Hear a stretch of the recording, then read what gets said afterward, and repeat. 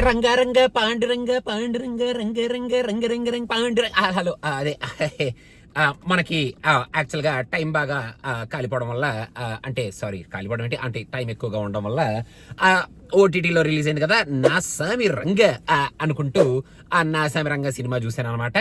అంటే మన ట్రైలర్లో మన నాగార్జున గారు నాసామి రంగ నాసామి రంగ రంగ రంగ రంగ రంగ రంగ రంగ అని చెప్పి గట్టి గట్టిగా అరుస్తున్నా సరే okay we will watch it because there is lot of Ranga in this movie అని చెప్పి చూశాను. అది రంగా కాదు, సినిమా చూసిన తర్వాత రంగు పడింది మనకి అన్నట్టు ఆ సినిమా చూసినప్పుడు అనిపించింది అనమాట. By the way king, Sankranti king అన్నట్టు ఈ సినిమా అయిపోయిన తర్వాత Sankranti king Sankranti king Sankranti king అని చెప్పి బాగా పోస్టర్లు అవి చూశాను. సినిమా చూసిన తర్వాత నాకు అర్థమైంది ఏంటంటే సంక్రాంతి కింగ్ అంటే ప్రతి సంక్రాంతికి వచ్చే మన కింగ్ నాగార్జున గారి సినిమా అని చెప్పి నాకు అప్పుడు అర్థమైంది అనమాట. ఇంకా మన నా సామి రంగ సినిమా గురించి మాట్లాడుకోవాలంటే ఈ సినిమా అసలు స్టార్టింగ్ లోనే ఒక బేస్ని ఎస్టాబ్లిష్ చేసి అసలు ఈ సినిమాలో క్యారెక్టర్లు బోల్డ్ మంది క్యారెక్టర్లు ఉంటారు బాబు. మన కిట్టయ్య అని చెప్పి మన నాగార్జున గారి క్యారెక్టర్ అసలు ఫస్ట్ నుంచి లాస్ట్ వరకు సింగిల్ పాయింట్ ఎజెండా, గ్లుంగి పైకి ఎగ్గెత్తడం, ఎక్కడ పడితే అక్కడ ఎవరు పడితే వాళ్ళని పీచిగా కొట్టేయడం, మాటికి మధ్యలో ఉంటదరా నీకు నా సామి రంగా అని చెప్పి టైటిల్ని మళ్ళీ మనం ఎక్కడ మర్చిపోతామో, ఏ సినిమాకి వెళ్ళిపోయాం అనుకుంటామో అని చెప్పి ఆయనే మనకు గుర్తు చేసేస్తూ ఉంటారన్నమాట. అండ్ ఈ సినిమాలో మన నాగార్జున గారికి 10 years before look, 10 years after look అని చెప్పి 2 లుక్లు ఉంటాయి. ఆ 2 లుక్ల్లోనూ మరి మన కింగ్ అలా నడుస్తూ ఉంటే లేడీస్ అందరూ వెనకాల నుంచి పరిగెట్టేస్తూ ఉంటారనమాట. ఆ మాత్రం ఉండాలి కదా మన కింగ్ అంటే, అది కొంచెం ఎక్కువగానే ఉంటుంది అనమాట ఈ సినిమాలో. ఇంకా ఈ సినిమాలో మన కింగ్ సిగరెట్లు వెలిగించుకునే పద్ధతి అయితే స్టార్టింగ్ నుంచి ఎండింగ్ వరకు ఏ సీన్లో పడితే ఆ సీన్లో, ఏ దాంతో పడితే ఆ దాంతో, గుణపం విసిరేస్తే దాంట్లోంచి వచ్చే నిప్పుతో, కట్టె కాలుతుంటే దాంట్లోంచి వచ్చే నిప్పుతో, అలా ఎలా పడితే అలాగా సిగరెట్ బీడీ వెలిగించేసుకుంటూ ఉంటారనమాట. యాక్చువల్గా కొంచెం టైం ఇస్తే ఆ మానిటర్ నుంచి అలా బయటకు వచ్చి మన ఇంట్లో స్టవ్ వెలిగించుకొని సిగరెట్ వెలిగించుకొని వెళ్ళిపోతారేమో అన్నట్టు అలా సిగరెట్ వెలిగించుకునే స్టైల్స్ మనకు కనిపిస్తూ ఉంటాయి అనమాట. ఇంకా ఈ సినిమాలో ఫస్ట్ హాఫ్ లో there will be a wonderful bitcoin లాగా బిట్ మూవీ అన్నట్టు ఒక లవ్ స్టోరీ ఉంటుంది అనమాట. మీరు కనుక ఆ బిట్ మూవీ సీన్స్ అంటే ఆ లవ్ స్టోరీ చూసేటప్పుడు ఎవరైనా రూమ్ లోకి ఎంటర్ అయిపోయారు అనుకోండి, మీరు ఏదో సినిమా చూసేస్తున్నారు అనుకునే ప్రమాదం ఉంది. అందుకని ముందే మీరు నా సామిరంగా వీఆర్ వాచింగ్ అని బయట డోర్ మీద పెట్టండి. కొంచెం అలాంటి ప్రమాదాలు అవి తప్పుతాయి అనమాట. ఇంప్రెషన్ పాడైపోద్ది లేకపోతే. సో అలాంటి అద్భుతమైన బిట్ మూవీ సీన్స్ తో ఒక లవ్ స్టోరీని పెట్టుకుంటారనమాట. ఈ లవ్ స్టోరీకి ఒక 10 years గ్యాప్ పెడతారు ఈ సినిమాలో. ఆ 10 years గ్యాప్ కు వచ్చే రీజన్ అయితే ఆహా వాట్ ఏ థండర్ఫుల్ రీజన్. నేనైతే అక్కడ మన రావు రమేష్ గారితో ఒక చిన్న సీన్ ఉంటుంది అనమాట. ఆ సీన్ చూసి ఓహో this is a very wonderful joke of the emotion అన్నట్టు కింద పడి నవ్వుతుంటే పక్కన నా ఫ్రెండ్ గారు పటేల్ మన డెప్ప మీద కొట్టి ఒరే అది జోక్ కాదురా, this is believable twist in the story అన్నట్టు నాకు డెప్ప మీద కొట్టి చెప్పేటప్పటికే అయ్యి బాబాయ్ అవునా ఇది నిజంగానే జరుగుతుందా, ఓ ఎంత అద్భుతమైన ట్విస్ట్ తో మన హీరోయిన్ 10 years వేరియేషన్ తో సపరేట్ చేస్తున్నారనమాట. ఆహా ఓకే వండర్ఫుల్ అని అలా నమ్మేసి ఈ సినిమా కంటిన్యూ చేయడం జరిగిందనమాట. ఇంకా మన అల్లరి నరేష్ గారు ఈ సినిమాలో అసలు కామెడీ కుమ్మేస్తారేమో, చిత కొట్టేస్తారేమో అది ఇది అనుకుంటాం. కాకపోతే ఆయన కామెడీ చేయడానికి ఆయన ఇచ్చిన స్కోప్ చాలా తక్కువ. కాకపోతే కనిపించిన ప్రతిసారి అని చెప్పి ఈ మ్యూజిక్ మనకి మోత మోగిచ్చేటట్టు ఆ మ్యూజిక్ వస్తూనే ఉంటుంది అనమాట. ఆయన క్యారెక్టర్ మనకి ఫస్ట్ కనపడగానే ఈ క్యారెక్టర్ ఎలా ఎండ్ అవబోతుంది అనేది మనకి చాలా క్లియర్ కట్ గా తెలిసిపోద్ది అనమాట. అని చెప్పి కవరప్ చేస్తున్నా కూడా వెనకాల డప్పు సౌండ్ అది ఇది వినిపిస్తూ ఉంటుంది అనమాట. మన నరేష్ గారి క్యారెక్టర్ ఏమైపోతుందా అని చెప్పి ఇంకా మన నరేష్ గారు కనిపించినప్పుడల్లా మన కిట్టయ్య అంటే మన నాగార్జున గారికి బిల్డప్ ఇచ్చుకుంటూ, మన నాగార్జున గారికి స్కోప్ ఇచ్చుకుంటూ, మన నాగార్జున గారి లవ్ స్టోరీ ఇది, నాగార్జున గారు అది, నాగార్జున గారు ఇది, అసలు మన కిట్టయ్య ఇది చేశాడు అది చేశాడు, కిట్టయ్య ఉన్నాడు గట్టి కొడతాడు కిట్టయ్య అన్నట్టు అలా చెప్తూనే ఆ సగం టైము ఆ కిట్టయ్య గురించి చెప్పడంలోనే ఇన్ని రోజులు క్యారెక్టర్లా అయిపోద్ది అనమాట.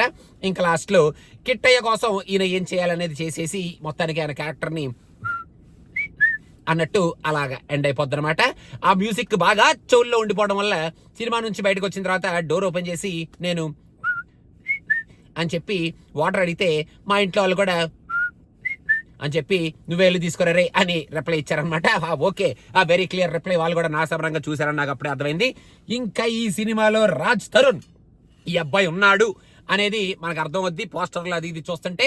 The only single point agenda of this boy in this movie is ఎక్కడ పడితే అక్కడ చిచ్చు పెట్టుకోవడం, నాగార్జున గారికి ఫైట్ ఇచ్చే స్కోప్ ఇవ్వడం అనమాట. ఫస్ట్ నుంచి లాస్ట్ వరకు ఇదే పాయింట్ ఎజెండాలో ఉయ్యాలు వేసుకుంటూ గోల్ చేసుకుంటూ నాగార్జున గారు కొట్టినప్పుడల్లా వెనకాల నుంచి ఒక అగ్రెసివ్ లుక్ లో ఇదేంటారు బాబు ఎంత అగ్రెసివ్ చూపిస్తున్నాడంటే, కొట్టేది నాగార్జున గారు కదా, కొట్టేది ఈయన కూడా కాదు పక్కన ఉండే కదా, మరి ఈయనేంటి అన్నట్టు ఆ అగ్రెసివ్ లుక్ లో ఫస్ట్ నుంచి లాస్ట్ వరకు అలా కనిపిస్తాడు తప్ప ఆయనకి ఈ సినిమాలో ఆయన క్యారెక్టర్ ని తీసేసిన పెద్ద స్కోపు ఈ సినిమాలో తగ్గేదేమీ లేదు అన్నట్టు నాకైతే అనిపించిన క్యారెక్టర్ అనమాట. బట్ రాజ్ తరుణ్ ద ఏలా and Gola of the Raj Tarun and the fight is going on with the aggression is very very wonderful of the movie అని చెప్పుకోవచ్చు. ఇంకా ఈ మూవీలో the main interesting attractive character is మన షబ్బీర్ అని చెప్పి, మీకు సార్పట్టా మూవీ చూస్తే దాంట్లో డాన్సింగ్ రోజ్ అని చెప్పి డాన్సింగ్ అని చెప్పి డాన్స్ చేస్తూ ఉంటాడు కదా, ఆయన ఈ సినిమాలో ఒక విలన్ క్యారెక్టర్ ప్లే చేస్తారనమాట. ఆయన్ని మనం డాన్సింగ్ రోజ్ అని చెప్పి ఎక్కడ గుర్తుపట్టవా అని చెప్పి ఆయన ఆ విలన్ క్యారెక్టర్ లో కూడా ఇలా డాన్సింగ్ షేడ్స్ చూపిస్తూ ఉంటాడు అనమాట. అదేమిటో నాకు అర్థం కాలేదు. నార్మల్ గా చేసే యాక్టింగ్ లో కూడా జుంకు చిక్కలాక్క అని చెప్పి అలా డాన్స్ చేస్తూ, ఓ నేను ఈ డాన్సింగ్ క్యారెక్టర్ లోంచి ఇంకా బయటికి రాలేదా ఏమిట్రా బాబు, ఇంకా ఆయన డాన్స్ చేసుకుంటూ ఏమైనా వెరైటీ చేస్తాడా ఈ సినిమాలో అంటే నన్ను అలా డాన్స్ చేసుకుంటూ డైలాగులు చెప్పుకుంటూనే లాస్ట్ లో అలా డాన్స్ చేసుకుంటూ మన నాగార్జున గారి చేతిలో మన తరతరాలుగా వస్తున్న ఆనవాయితీ ప్రకారం విలన్ అనేవాడు హీరో చేతిలో కుక్క చావు చావాలి కాబట్టి ఆ చావు ఈయన ఎలా చచ్చిపోయాడు అన్నట్టు ఆ డాన్స్ చేసుకుంటూ అలా చచ్చిపోతాడు అనమాట. అంతకుమించి ఈ సినిమాలో డాన్సింగ్ తప్ప పెద్ద చేసింది ఏమీ లేదు అని నాకైతే అర్థమైంది. ఇంకా heroine of this movie has 2 shades అమ్మా, 2 గెటప్స్ ఉంటాయి అనమాట. ఈ అమ్మాయిది 10 years before, 10 years after. 10 years before bit movie తెలుసు కదా, చెప్పాను కదా. 10 years ఆఫ్టర్ మాత్రం అసలు నోట్లో ఏదో కిల్లి నవ్వులుకుంటూ ఏదో చింపేస్తానేదో పీకేస్తానేదో పొడి చేస్తానన్నట్టు చాలా గట్టిగా అరుచుకుంటూ కేకలు పెట్టుకుంటూ మన డాన్సింగ్ రోజు డాన్స్ చేసినప్పుడల్లా ఈ అమ్మాయి అపోజిషన్ లో డైలాగులు చెప్తూ, కాకపోతే లాస్ట్ కి వచ్చేటప్పటికి ఒక మంచి ప్రామిస్ చేయించుకుంటుంది అనమాట మన నాగార్జున గారి చేత. That promise is the core crux of this movie which will give the climax of the movie అనమాట. ఇంకా ఈ సినిమాలో ఎంత అద్భుతమైన సీన్స్ మధ్యలో ఒక ఫ్యాంటాస్టిక్ ఇంటర్వెల్ బ్యాంగ్ వస్తుంది. అసలు ఆ ఇంటర్వెల్ బ్యాంగ్ లో సైకిల్ చైన్ ఇలా లాగి మన నాగార్జున గారు చేత్తో పట్టుకొని అక్కడ ఒక నాస్టాలజియా ఫీలింగ్ మనకి కలిగించి ఎనకాల నుంచి మన రాజ్ తరుణ్ గారి ఏలతో అసలు ఇప్పుడు సైకిల్ చైన్ తో దడదలాడిస్తారా మన నాగ్ అనుకునే లోపల ఆ సైకిల్ చైన్ జుప్పల గుప్పా షైక్ అని చెప్పి అలా ఇసరగానే అది స్క్రీన్ మీదకి వచ్చి ఇలా ఇంటర్వెల్ అని పడుద్ది అనమాట. అయ్య బాబోయ్, ఇంటర్వెల్ కోసం సైకిల్ చైన్ వాడారా అంటే శుభం కార్డులో 0 and O ఉంటది కాబట్టి సైకిల్ టైర్ ఏమైనా వాడేస్తారా శుభం వేయడానికి అన్నట్టు నాకైతే అనిపించింది. ఎందుకంటే సైకిల్ చైన్ ని లాగడం పీకడం వరకు బిల్డప్ ఇచ్చి ఆ యూసేజ్ లో మాత్రం ఇంటర్వెల్ యూసేజ్ కాబట్టి అనమాట సైకిల్ చైన్ది.